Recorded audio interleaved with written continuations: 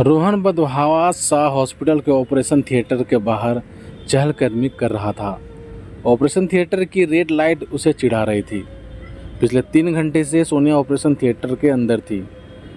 अकेले रोहन की घबराहट बढ़ती ही जा रही थी। कभी वो सोनिया की सलामती के लिए भगवान से प्रार्थना करता, कभी ऑपरेशन थिएटर की लाइट की तरफ देखता, कभी घड़ी की तरफ देखता।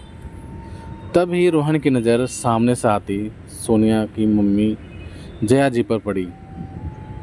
जया जी की मानसिक मजबूती उनके व्यक्तित्व से ही झलकती थी।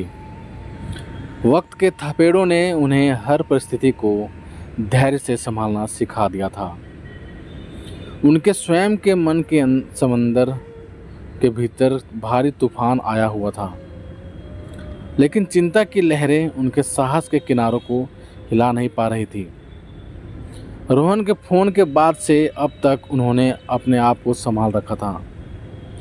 वो अच्छे से जानती थी कि अगर वो जरा भी बिखरी तो रोहन और सोनिया को कौन समेटेगा। उधर अब तक रोहन अपने आप को जैसे तैसे संभाल रखा था, लेकिन जया जी पर नज़र पड़ते ही रोहन के सब्र का बांध टूट गया और वह बिलख बिलख कर रोने लगा। रोहन बेटा, फिक्र मत करो, सब ठीक हो जाएगा। जया जी रोहन को दिलासा देने लगी।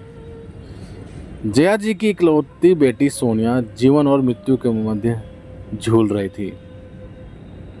रोहन के घर वालों ने तो उसी दिन रोहन से सारे संबंध तोड़ लिए थे जिस दिन उसने जया जी की बेटी सोनिया का हाथ थामा था। रोहन सोनिया से बहुत प्यार करता था, तभी तो घर वालों के न कहने पर भी उसने सबके खिलाफ जाकर उससे शादी की। सोनिया का दूसरी जाति का होना और उस पर भी अकेले माँ के साथ रहना, ये सब बात रोहन के घर वालों को नागवार गुजरी। जया जी के पति से अलग होने के बाद अकेले ही नौकरी करके सोनिया को संभालती थी। रोहन के परिवार को यह बात खटकती थी कि जया जी तलाकशुदा हैं और उनकी बेटी से रोहन ब्याह करे, ये उन्हें मंजूर नहीं था। पर रोहन सोनिया से बहुत प्यार करता था। उसके लिए जाति, धर्म, तलाक, ये सब कुछ प्यार से ऊपर नहीं था। कुछ ज़रूरी था तो वो था प्यार। उसी प्यार के लिए उसने उससे विवाह किया। शादी के कुछ महीनों बाद सोनिया को इच्छा हुई कि उनका भी एक बच्चा हो। वो खुशी आने वाली थी। सोनिया पहली बार प्रेग्नेंट थी। रोहन को जब सोनिया ने ये बात बताई तो वो खुशी से झूम उठा। पर सोनिया को डॉक्टर ने पहले ही बता दिया था, आपकी प्रेगनेंसी में कॉम्प्लिकेशन है, आपको खतरा हो सकता है। पर रोहन की खुशी के आगे सोनिया को अपनी जान की परवाह ही कहाँ थी।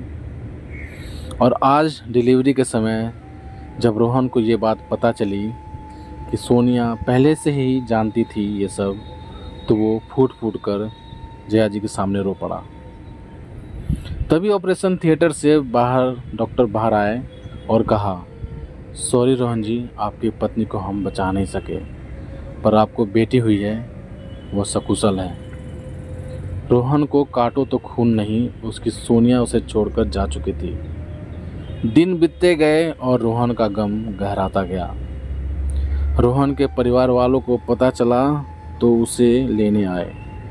उन्होंने रोहन से कहा, बेटा देखा, वो लड़की मनहूस थी, तू चल हमारे साथ, दूसरी अच्छी लड़की देखी है, उससे तेरा ब्याह होगा, दहेज भी मिलेगा, और ये उस लड़की की निशानी छोड़, इसे उसकी तलाकशुदा नानी संभाल लेगी।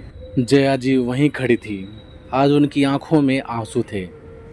उन्होंने भी कहा, जाओ रोहन बेटा, इसे मैं संभाल लूँगी, तुम इसकी चिंता नहीं करना।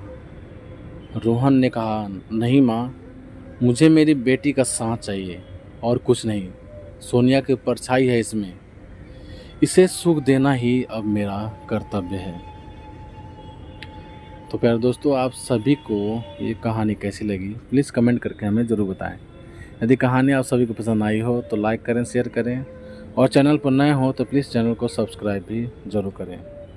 तो चलिए दोस्तों, मिलते हैं आप सभी से एक और नई कहानी के साथ। तब तक ले जय हिंद, वंदे मातरम।